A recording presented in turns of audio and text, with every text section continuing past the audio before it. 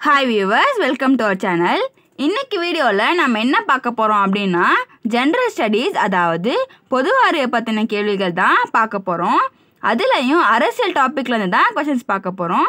இந்த क्वेश्चंस பாத்தீங்கன்னா cooperative, Madras high court, TNPSC, Simcoe மற்றும் இது போல இருக்கிற எல்லா எக்ஸாம்ஸ்லயுமே கேட்கக்கூடிய முக்கியமான கேள்விகள். சோ வீடியோவை ஸ்கிப் பண்ணாம முழுசா பாருங்க. நம்ம லாஸ்ட் வீடியோல பார்த்தீங்கன்னா இந்த டாபிக்கோட பார்ட் சி क्वेश्चंस தான் பார்த்துட்டு இருந்தோம். இன்னைக்கு வீடியோவில் அதோட கண்டினியூட்டி தான் பார்க்க போகிறோம். அண்ட் அதுக்கு முன்னாடி நீங்கள் இப்போ தான் நம்ம சேனலை ஃபஸ்ட் டைம் பார்க்குறீங்க அப்படின்னா மறக்காமல் சப்ஸ்கிரைப் பண்ணிவிட்டு பக்கத்தில் இருக்க அந்த பெல் ஐக்கானையும் ப்ரெஸ் பண்ணிடுங்க. அண்ட் அப்படியே கமெண்ட்ஸில் தேங்க்யூங்க ஒரு மெசேஜும் போட்டுருங்க. ஏன்னா நீங்கள் போடுற அந்த ஒரு தேங்க்யூ மெசேஜ் எங்களுக்கு இது போல் இன்னும் நிறைய வீடியோஸ் க்ரியேட் பண்ண ஒரு மோட்டிவேஷனாக இருக்கும்னு நாங்கள் நம்புகிறோம். சரி வாங்க வியூவர்ஸ் क्वेश्चंஸை பார்க்கலாம். 71வது கேள்வி பார்த்தீங்கன்னா 18 வயது வரை உள்ளவர்களை குழந்தைகள் என வலியுறுத்துகின்ற குழந்தைகளின் உடல் அறிவுசார் சமூக பிரச்சனையின் உறுதி செய்கிறது எந்த சட்டம் கேட்டிருக்காங்க. இதுக்கான பதில் போக்சோ சட்டம். 72வது கேள்வி பார்த்தீங்கன்னா எந்த ஆண்டு 12 வயதுக்கு உட்பட்ட பெண் குழந்தைகள் பாலியல் வன்கொடுமை செய்யப்படும் பொழுது வன்கொடுமை செய்தவருக்கு மரண தண்டனை வழங்குவதோடு தண்டனை விதிக்க வகை செய்யும் சட்டம் கொண்டு வரப்பட்டது. இதுக்கான பதில் 2018ஆம் ஆண்டு ஏப்ரல் மாதம். 73வது கேள்வி பச்பன் பச்சாவ் ஆந்தோலன் போன்ற குழந்தைகள் உரிமைகள் அமைப்பின் நிறுவனர் யார். இதுக்கான பதில் கைலாஷ் சத்யார்த்தி. 74வது கேள்வி பார்த்தீங்கன்னா கைலாஷ் சத்யார்த்திக்கு எந்த வருடம் நோபல் பரிசு கொடுக்கப்பட்டது. இதுக்கான பதில் 2014ஆம் ஆண்டு. 75வது கேள்வி 14 வயதுக்குட்பட்ட எந்த குழந்தையும் ஆபத்தான வேலைகளில் ஈடுபடுத்தக்கூடாது என்று கூறும் இந்திய அரசியலமைப்பு சட்டப்பிரிவு. இதுக்கான பதில் 24வது சட்டப்பிரிவு. 76வது கேள்வி பார்த்தீங்கன்னா 14 வயது நிறைவடையும் வரை இலவச கட்டாய கல்வி அனைத்து குழந்தைகளுக்கும் அளிக்கப்பட வேண்டும் என்று கூறும் இந்திய அரசியலமைப்பு சட்டப்பிரிவு. இதுக்கான பதில் 45வது சட்டப்பிரிவு. 77வது கேள்வி பார்த்தீங்கன்னா 1989ஆம் ஆண்டு நிறைவேற்றி மூதாதையர்களின் சொத்தில் பெண்களுக்கு சம உரிமை வழங்கியுள்ள சட்டம் எதுன்னு கேட்டிருக்காங்க. இதுக்கான பதில் தமிழ்நாடு இந்து வாரிசுரிமை சட்டம். 78வது கேள்வி பெண்கள் மற்றும் மாற்றுத்திறனாளிகளுக்கான இடஒதுக்கீடு எவ்வளவு. இதுக்கான பதில் 4%. 79வது கேள்வி தமிழ் வழி கல்வி பயின்று ஒரு காண ஒவ்வொரு பிரிவின் கீழ் முன்னுரிமை அடிப்படையில் எத்தனை சதவீதம் இடஒதுக்கீடு வழங்கப்பட்டுள்ளது. இதுக்கான பதில் 20%. 80வது கேள்வி இந்தியாவின் மக்கள் தொகையில் எத்தனை சதவீதம் பழங்குடியின் மக்கள் உள்ளனர். இதுக்கான பதில் 8.6%. 81வது கேள்வி புரட்சிகரமான சட்டங்கள் தகவல் அறியும் உரிமை சட்டம் தகவல் உரிமை சட்டம் எப்போது இயற்றப்பட்டது. இதுக்கான பதில் 2005ஆம் ஆண்டு அக்டோபர் மாதம். 82வது கேள்வி தகவல் அறியும் உரிமை சட்டத்தின் கீழ் எத்தனை நாட்களுக்குள் ஒரு தகவல் வழங்க வேண்டும். இதுக்கான பதில் 30 நாட்களுக்குள். 83வது கேள்வி இருபாலினருக்கும் சம வேலைக்கு சம ஊதியம் என்பதை உறுதி செய்யும் சட்டப்பிரிவு. இதுக்கான பதில் 39வது பிரிவு. 84வது கேள்வி ஒரு மனிதனுடைய உரிமை அச்சுறுத்தப்படும் பொழுது ஒவ்வொரு மனிதனுடைய உரிமையும் குறைக்கப்படுகிறது என்று கூறியவர். இதுக்கான பதில் ஜான் எஃப் கென்னடி. 85வது கேள்வி, இன ஒதுக்கல் எனும் கொள்கையை பின்பற்றிய நாடு. இதுக்கான பதில் தென்னாப்பிரிக்கா.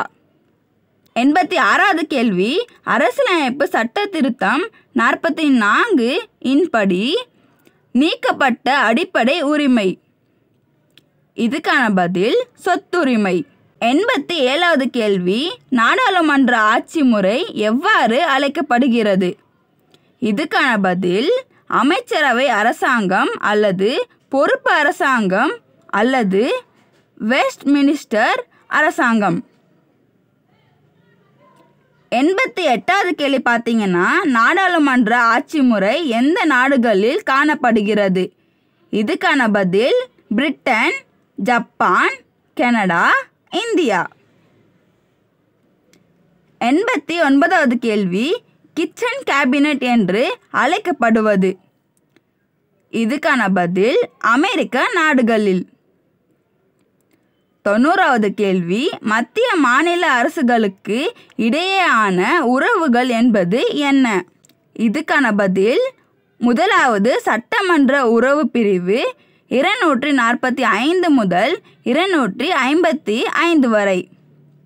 இரண்டாவது நிர்வாக உறவுகள் பிரிவு 256 முதல் 263 வரை. மூன்றாவது நிதி உறவுகள் பிரிவு 268 முதல் 294 வரை. 91வது கேள்வி, மொத்த தேசிய மகிழ்ச்சி குறியீடு எங்கு நடைமுறைப்படுத்தப்பட்டது? பூட்டான் அரசின் அரசியல் அமைப்பில் இடம்பெற்றுள்ள இக்கருத்து. இதுக்கான பதில் ஜூலை 18ஆம் தேதி 2018ஆம் ஆண்டு. 92வது கேள்வி, நடைமுறைப்படுத்தப்பட்டது மொத்த தேசிய மகிழ்ச்சி என்னும் பதத்தை உருவாக்கியவர் யார்? இதுக்கான பதில் பூட்டானின் அரசான சிக்கிய வாங்கும் அவர்களால் 1970ஆம் ஆண்டு. 93வது கேள்வி, உள்ளாட்சி அமைப்பின் தந்தை என்று அழைக்கப்படுபவர். இதுக்கான பதில் ரிப்பன் பிரபு. 94வது கேள்வி, ரிப்பன் பிரபுவின் தீர்மானம் எப்போது கொண்டு வரப்பட்டது? இதுக்கான பதில் 1882ஆம் ஆண்டு. 95வது கேள்வி, எந்த ஆண்டு மாகாணங்களில் தன்னாட்சியை அறிமுகப்படுத்தியது? இதுக்கான பதில் 1935ஆம் ஆண்டு. 1937ஆம் ஆண்டு நடைமுறைக்கு வந்தது. 96வது கேள்வி, காங்கிரஸ் ஆட்சி அமைந்த மாகாணங்களில் இதில் சிறப்பு கவனம் அளிக்கப்பட்டது. இதுக்கான பதில் ஊரக வளர்ச்சி. 97வது கேள்வி, காந்தியடிகளின் திட்டங்களில் ஒரு முக்கிய கூறாக இருந்தது. இதுக்கான பதில் பஞ்சாயத்து ராஜ். 98வது கேள்வி, 1882ஆம் ஆண்டு உள்ளாட்சி அமைப்புகளை அறிமுகம் செய்வதன் மூலம் இந்திய சுதந்திர சுவையை அறிமுகப்படுத்திய. இதுக்கான பதில் ரிப்பன் பிரபு. 99வது கேள்வி பார்த்தீங்கன்னா, பஞ்சாயத்து ராஜ் சட்டத்தை அடிப்படையாக திகழ்ந்தது எது? இதுக்கான பதில் முதலாவது சமூக அபிவிருத்தி திட்டம் 1952ஆம் ஆண்டு. இரண்டாவது தேசிய நீட்டிப்பு திட்டம் 1953ஆம் ஆண்டு. 100வது கேள்வி பார்த்தீங்கன்னா, பல்வேந்தர் மேத்தா குழு. இதுக்கான பதில் 1957ஆம் ஆண்டு நிறுவப்பட்டது. சரி, ஓகே வியூவர்ஸ், அவ்வளோதான். இன்னைக்கு வீடியோவில் நம்ம என்ன பார்த்துருக்கோம் அப்படின்னா, ஜென்ரல் ஸ்டடீஸ், அதாவது பொது அறிவை பற்றின கேள்விகள் தான் பார்த்துருக்கோம். அதுலேயும் அரசியல் டாப்பிக்லேருந்து தான் கொஷின்ஸ் பார்த்துருக்கோம். பார்ட் சியோட கொஷின்ஸ் தான் பார்த்துட்ருக்கோம் இந்த டாப்பிக்லேருந்து. இதோட நெக்ஸ்ட் செட் ஆஃப் கொஷின்ஸை அடுத்த வீடியோவில் பார்ப்போம். இந்த வீடியோ உங்களுக்கு பிடிச்சிருந்தா அண்ட் யூஸ்ஃபுல்னு தோணியிருந்தா மறக்காமல் ஒரு லைக் போட்டுருங்க. அண்ட் அப்படியே கமெண்ட்ஸில் தேங்க்யூங்க ஒரு மெசேஜும் போட்டுருங்க. ஏன்னா நீங்கள் போடுற அந்த ஒரு தேங்க்யூ மெசேஜ் எங்களுக்கு இது போல் இன்னும் நிறைய வீடியோஸ் க்ரியேட் பண்ண ஒரு மோட்டிவேஷனாக இருக்கும்னு நாங்கள் நம்புகிறோம். அண்ட் இந்த வீடியோவோட எந்த பார்ட்லையாச்சும் உங்களுக்கு ஏதாச்சும் டவுட்ஸ் இருந்தால் தயங்காமல் கமெண்ட்ஸில் கன்வே பண்ணிடுங்க. நாங்கள் உங்கள் எல்லாரோட டவுட்ஸுமே கண்டிப்பாக கிளியர் பண்ணி வைப்போம். தேங்க்யூ.